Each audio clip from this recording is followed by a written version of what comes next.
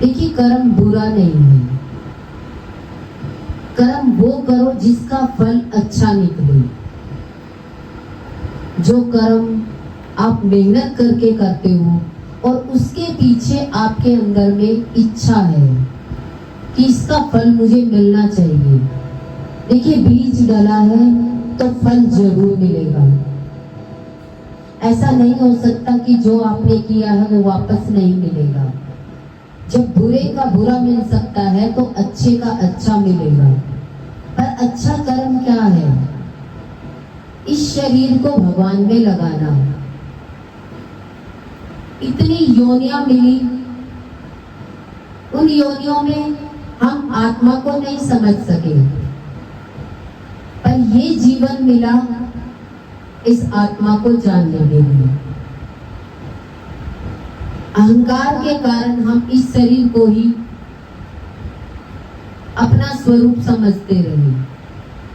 ज्ञान से ही हमें ये बात समझ में आती है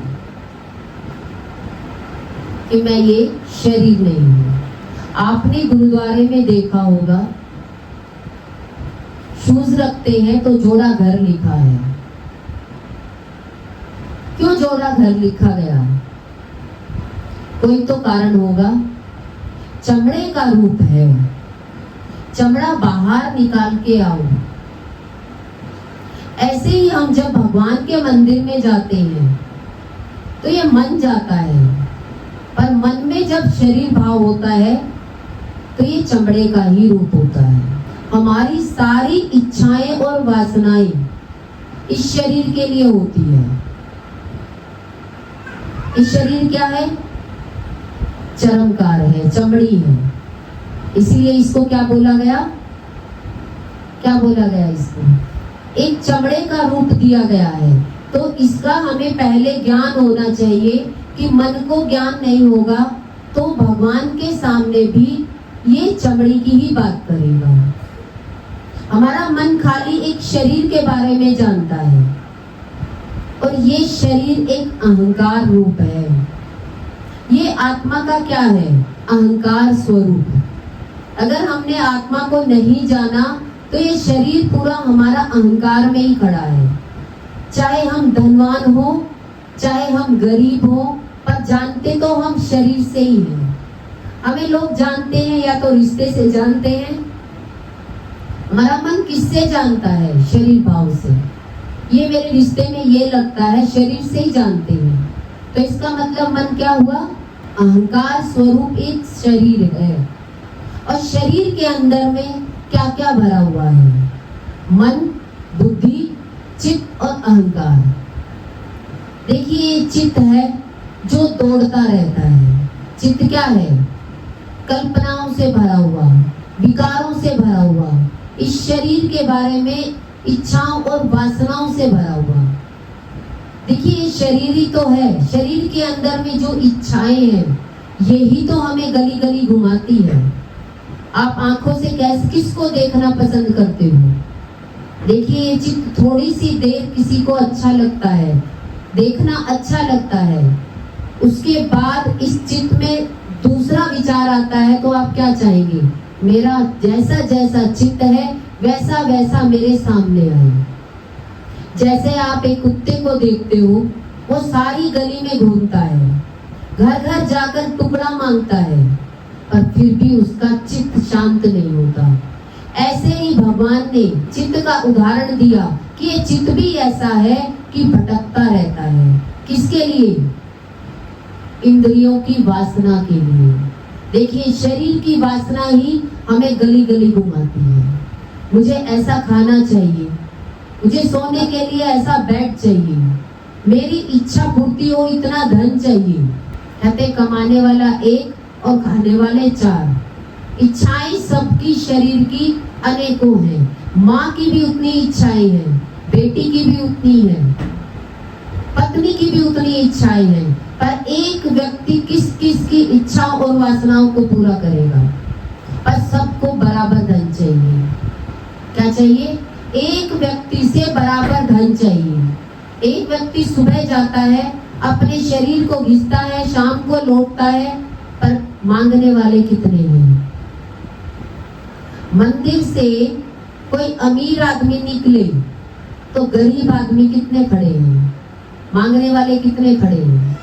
एक व्यक्ति कितनों को देगा, कितनों को खाना खिला देगा, 1 को, 2 को, 4 को, 6 को। कैसा खाना खिलाएगा? 100 लोगों को खिलाएगा तो भंडारा कैसा लगाएगा। आपके घर में गेस्ट आ जाए तो आप 2 लोग आएंगे तो कैसा खाना खिलाओगे? आप देख करके खाना खिलाओगी। इसको होटल में खिलाना है, इसको घर में खिला सकते हैं, इसको हम ऐसे ही पानी पिला करके टाल सकते हैं। पर ये सारी चित्त की अवस्था है। ये मन किसको देख करके कैसा कैसा व्यवहार करता है, ऐसे ही आप अपने चित्त को देखिए। उसी जानवर की तरह है जो 100 घरों में चक्कर काट करके 100 घर ने उन्हें खाने को दिया, फिर भी वो भटकता रहता है, दूसरी गली में जाता रहता है। ऐसे ही हमारा ये चित्त है। कितने भी हम धनवान हो गए, कितना पैसा है, हर एक के पास पैसा भी है, ज्वेलरी भी है, मकान भी है, दुकान भी है, फिर भी ये चित्त क्यों भटकता है? इसको क्या चाहिए? इसको क्या चाहिए? शांति। जब तक ये चित्त आत्मा में नहीं लगेगा, आत्मज्ञान नहीं सुनेगा, तो चाहे कितने भी धनवान हो जाए, कितनी भी लंबी उम्र हो जाए, कहते हैं ना कि लंबी उम्र हो गई पर शरीर बीमार रहता है, उस लंबी उम्र का क्या करोगे? तो आपके लिए वो शरीर क्या बन गया? श्राप का कारण बन गया। धनवान है पर धनी होने के बाद भी आपके जीवन में क्या चल रहा है?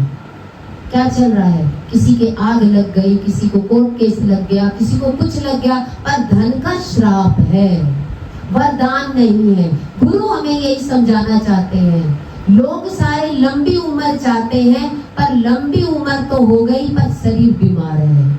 हर एक के लिए लंबी उम्र अच्छी नहीं होती। देखिए, संतों की लंबी उम्र हो, सबको आत्मज्ञान दे। संसारी की कितनी उम्र हो, जिसके जीवन में खाना पीना भोगना हो, तो भगवान कहते हैं ये धरती पर बोझ के समान है। क्योंकि इसके जीवन में क्या है? खाना पीना भोगना, तिनका पशु समान। आप अगर गुरु नानक देव जी के वहां पर जाते हो गुरुद्वारे में, तो वहां जूते घर तक रहते हो या अंदर जाते हो? अंदर क्या है? ज्ञान है जो ढका हुआ है। पर ज्ञान सुनने का किसके पास समय है? ज्ञान सुनने का किसके पास समय है?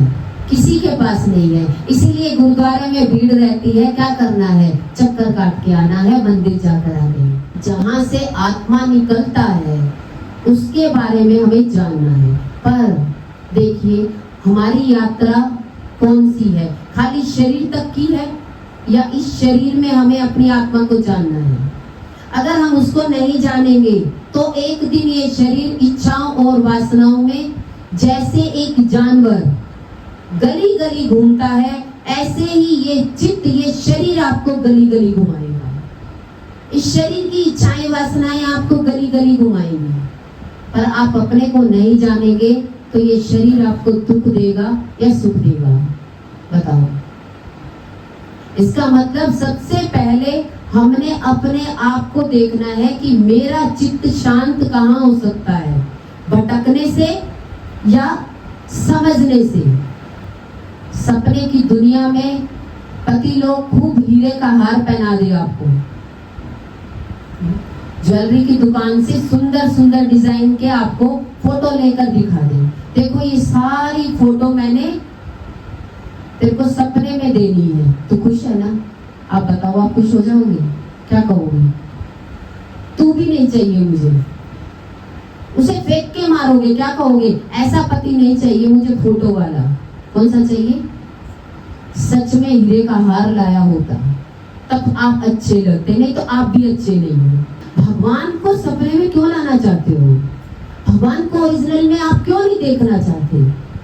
आपको भगवान दिखाई दे तो आपके जीवन में कोई दुख नहीं होना चाहिए, और दुख आ जाए आप दुखी नहीं होना चाहिए। आप दुखी होंगे तो इसका मतलब आपको ज्ञान लगाई हुई। पढ़ा लिखा व्यक्ति की नौकरी चली जाए तो दूसरी जगह कर लेगा, उसे अपनी पढ़ाई पर पूरा विश्वास है।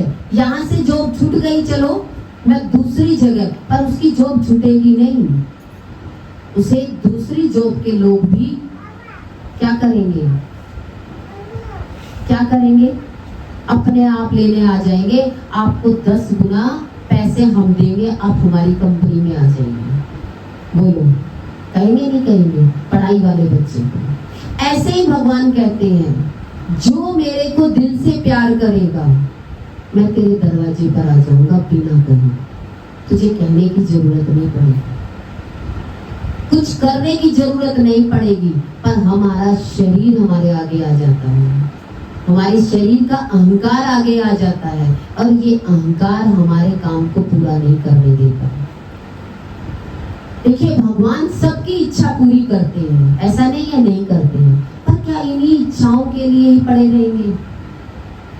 हमारे माँ बाप ने जब से हमें पैदा हुए तब से कपड़े पहनाए, तब से भाई बहनों ने प्यार किया, दूसरे घर भेजा तो अच्छा देख के भेजा। अब कौन से भगवान से क्या मांगना चाहते हो आप? भगवान से आप शरीर की कौन सी इच्छा पूरी करना चाहते हो? बताओ, कौन सी इच्छा पूरी करना चाहते हो? अब शरीर की कौन सी इच्छा रह गई? खूब अच्छा पहना, माँ बाप के घर में भी पहना, आगे भी बहुत अच्छा मिला, आज भी बहुत अच्छा है हमारे जीवन में, इसका मतलब हमें शरीर की कोई इच्छाएं भगवान के सामने नहीं रखनी चाहिए। भगवान के सामने भगवान से प्रेम, भगवान के सामने भगवान से बेशर्त प्रेम, कहते शर्त ही ना हो कोई। हम शर्त रखते हैं, भगवान ये करोगे तो तुम्हारे मंदिर में आएंगे। गुरु जी का मंदिर कितना दूर है, कितना लंबा चलना पड़ता है, सेवा कितनी करोगे? लेने के लिए सेवा तो तैयार हो, वहां गाड़ी के इंतजाम के लिए कभी सेवा में खड़े हुए या खाली दर्शन करके आ गए? कभी सेवा का भागीदार भी बनो। जाओ उस धूप में, जो लोग सेवा कर रहे हैं ऐसे ही धूप में खड़े होकर सेवा करो तो माने हाँ कि आप भगवान के हैं। नहीं तो उस कुत्ते की तरह ही हैं, दर दर दरवाजे पर भटकते हैं टुकड़े के लिए, पर चित्त शांत नहीं है, मन शांत नहीं है। हजारों मंदिरों में जाते हैं, हजारों मूर्तियों के आगे झुकते हैं, और मन फिर भी शांत नहीं है। उसका कारण है कि हम ज्ञान को समझना नहीं चाहते। सत्संग के द्वारा हमें ये मन समझ में आएगा। बिना गुरु के आपको मोक्ष का द्वार कोई नहीं बता सकता, क्योंकि ये शरीर को ही कहते हैं ना, आराम स्थान को ही हम भगवान मान बैठे हैं, और इसी आराम स्थान का अच्छा बेड मिल गया तो हम क्या कहते हैं? भगवान ने मेरी इच्छा पूरी कर दी। क्या कहते हैं? भगवान ने मेरी नया बेड लेकर के आ गए और नई इच्छा पूरी कर दी। तो हमने भगवान को कितनी तुच्छ चीजों से तोल दिया। प्यार के 3 केंद्र होते हैं, जिसके 3 केंद्रों में चेतना होती है, वो ज्यादा सोता है, ज्यादा खाता है और ज्यादा डरता है। 3 निशानी है जिसकी चेतना मूलाधार पर है। क्या करता है? सबसे पहले क्या बताया? ज्यादा सोता है। ज्यादा नींद आए कि भाई ठीक है 10 बजे तक उठ जाओ, 11 तक उठ जाओ, कहते नहीं, सोते ही रहना है। इसका मतलब अति का सोना, अति का खाना और अति का डरना, ये 3 चीज आपकी मूलाधार चेतना पर होगी तो चाहे आप कितनी पूजा पाठ कर लो, कितने व्रत नियम कर लो, कुछ भी कर लो, चेतना का स्तर दिल पर जब तक नहीं आएगा तब तक आप डरते रहोगे। कोई ना कोई डर का कारण आपके घर में बनता रहेगा। कोई भी डराएगा आपको, कोई रोग डरा सकता है, किसी का पति डरा सकता है, किसी का बच्चा बीमार हो जाए वो डरा सकता है, पर ये कारण आपके जीवन में बना रहेगा। इसीलिए गुरु कोशिश करते हैं कि आपकी चेतना दलदल से निकल करके हार्ट के केंद्र पर आ जाए, दिल के केंद्र पर आ जाए। जैसे ही वो चेतना का पुंज आपके दिल के केंद्र पर आ जाएगा तो आपका देने का भाव आएगा, सबके प्रति प्रेम का भाव आएगा, आप सबको देते रहेंगे। और हर एक व्यक्ति क्या कहेगा? मैं तो घर में सबका काम करता रहता हूँ। डर के करते हो, प्रकृति के मारे हुए हो, कि पता है अगर ये नहीं किया तो घर में बच्चे लड़ाई करने लग जाएंगे, फिर युद्ध से डरोगे। उस डर के कारण क्या करना पड़ता है, कहते खाना ही बना लेते हैं, छोड़ो उठ के लड़ाई करेंगे, उससे तो अच्छा है हम। तो इसका मतलब डर ने भोजन बनवाया, ना कि आपने अपने आप बनाया। इसका मतलब प्रकृति का डर आपको डराता रहेगा और जिंदगी भर गुलाम रखेगा। सत्संग ही एक ऐसा है जो आपकी मूलाधार की चेतना से दिल के केंद्र पर ले आए, तो आप डरोगे नहीं, ना ज्यादा सोना आएगा, ना आप किसी से डरोगे। सोना, खाना और डर, 3 चीजों से उपराम हो जाओगे, फिर देने का भाव अपने आप पैदा होगा। और चेतना जैसे उधर गति की तरफ जाएगी तो आपकी चेतना दलदल से निकल करके साफ सुथरी जगह पर बैठेगी। फिर आप घर में टाइम पास नहीं करोगे कि बच्चे आज कहीं गए हुए हैं, मैं घर पे रह जाती हूँ। नहीं, बच्चों से पहले आप निकलोगे, ये होगा। आपकी चेतना का स्तर बढ़ेगा तो क्या होगा, बच्चों से पहले ही आपको पहले ही ये लगेगा कि बच्चे आज जाने वाले हैं, उससे पहले मैं निकल जाऊं। ये कहे कि हम जाएंगे, उससे पहले माँ कहे कि मुझे जाना, ये आपका प्रमाण होगा।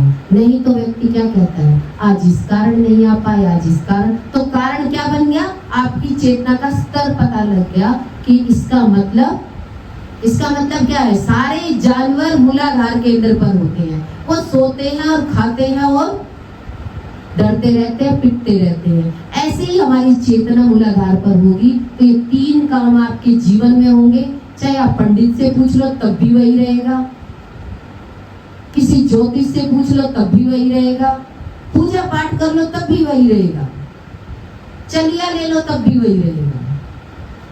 लोग कहते हैं हम बालाजी के मंदिर तक जाएंगे, चेतना तो वही पड़ी है, तो 2 पैरों से कहीं चले जाओ, कितने भी चक्कर काट आओ, पर नीचे ही चक्कर काटोगे। किसके लिए, शरीर की इच्छा और वासना के। छोटे छोटे बच्चों के लिए कुछ ना कुछ मनोकामना मांगते रहेंगे।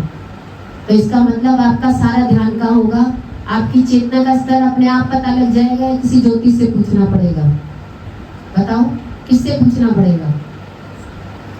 तो इसका मतलब अगर आपने अपनी चेतना मूलाधार पर ही रखनी है तो फिर गुलामी की जिंदगी है, सारी जिंदगी गुलामी में निकलेगी। चाहे धनी हो जाओ तब भी कहीं पकड़े जाओगे तो फिर गुलामी में आ जाओगे। फिर भगवान आपको उतार करके नीचे ले आएगा। जैसे ही पैसा आएगा धनवान हो जाओगे, कोई ना कोई कारण बनेगा। राहु और केतु 2 है, सबकी जन्म पत्री में है, तो ये 2 राक्षस हैं। वो राक्षस हमारे अंदर ही है। हमारे खान पान से पता लगेगा, हमारे बहुत सोने से पता लगेगा। तो सोता ज्यादा कौन था, कुंभकर्ण। उठ के क्या खाता था, कितना भोजन चाहिए। ऐसे ही यहाँ पर निद्रा देवी होती है, 3 चीज होती है। इसीलिए कहा सत्संग से अपना उद्धार करो। गुरु ही है, उनकी चेतना का स्तर ऊपर होता है तो वो दलदल से ऊपर खींच लेते हैं। ज्ञान की डोर दे करके आपको ऊपर खींच लेंगे। तो आपकी सात्विकता जितनी ज्यादा बढ़ती जाएगी, आप हल्के होते जाएंगे। हल्का जैसे बैलून हल्का होता है, उसमें हल्की गैस भरी जाती है तो वो कहाँ तक जाता है,